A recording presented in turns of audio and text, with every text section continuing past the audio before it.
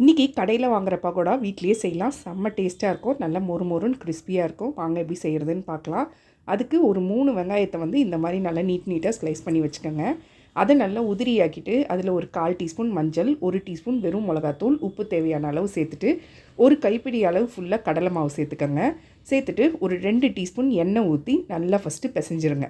அதுக்கப்புறமா கொஞ்சமாக கருவேப்பிலை, ஒரு 2 பச்சை மிளகா காரத்துக்கு ஏற்ற மாதிரி போட்டுட்டு, கொத்தமல்லி வந்துட்டு நல்லா குட்டி குட்டியாக கட் பண்ணி அதையும் சேர்த்துட்டு இப்போ எல்லாத்தையும் ஒன்று போல் நல்லா பிசைஞ்சு விட்டுருங்க.